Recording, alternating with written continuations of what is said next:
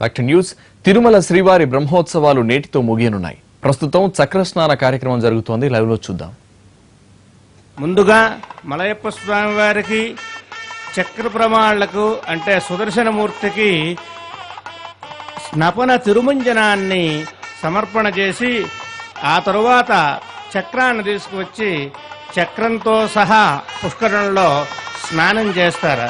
అదిగో ఆచార్యుల వారు ఉద్యుక్తులవుతున్నారు మలయప్ప స్వామి వారికి రాజోపచారాలు చేయడానికి.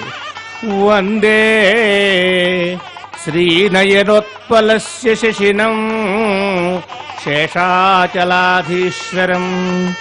బ్రహ్మాద్యర్చిత పాదపద్మయుగళం లోకైకనేత్రోత్సవం వాసిష్ఠై సనకాదిభిర్మునిగణై సంస్తూయమానం సదా భక్తానాం అఖిలార్థదాయ నమః శ్రీ వెంకటేశం విభుం. భక్తానాం అఖిలార్థదాయనం, భక్తులు ఏవైతే కోరతారో వాటినన్నిటినీ కూడా సమగ్రంగా అనుగ్రహించేటువంటి కల్పవృక్షమైనటువంటి పరమాత్మ. ఈ పరమాత్మ భక్తజన ప్రీతి కోసం భక్తజన సంరక్షణార్థం శ్రీవైకుంఠ విరక్తాయ స్వామి పుష్కరిణీ తటే రమయా రమమాణాయ వెంకటేశాయ మంగళం అని చెప్పనని, భక్తజనుల కోసం అని చెప్పనని వైకుంఠాన్ని కూడా విడిచిపెట్టొచ్చి ఈ శేషాచల పర్వతం మీద నిత్య నివాసమై భక్తులందరినీ కూడా అనుగ్రహిస్తూ ఉన్నారు. అదిగో చూడండి, ఆ దివ్యమైనటువంటి స్వామివారి ఉత్సవమూర్తులు మలయప్ప స్వామివారు, శ్రీదేవి, భూదేవి, ఆ పక్కన చక్రతాళ్ళ వారు, చక్రపెరుమాళ్ళు ఉన్నారు. వీరందరికీ కూడా చక్కటి ఉపచారాలను చేస్తూ ఉన్నారు ఆచార్యుల వారు.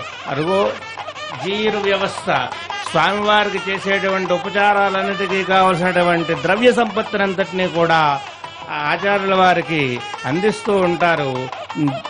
ఆ పెద్దజీరు గారు, చిన్నజీరు గారు, వారి కింద ఉన్నటువంటి ఏకాంగులు, వీరంతా కూడా ఇంతమంది పరివారం ప్రభువుకి సేవ చేయటం కోసం ఆ శ్రీనివాస ప్రభు రాజాధిరాజు సార్వభౌముడు చక్రవర్తి ఈ సర్వం సహా భూమండలానికంతటికే కాకుండా అఖిలాండకోటి బ్రహ్మాండాలకు కూడా ఆయన అధిపతి, సర్వనియంత, సర్వనియామకుడు అయినటువంటి పరమాత్మకు జరిగేటువంటి బ్రహ్మోత్సవంలో ఆఖరి రోజుగా జరిగే ఈ చక్రస్నానంలో ముందుగా మంగళ పరిమళ ద్రవ్యాలతో స్నానం చేయించి ఆ తరువాత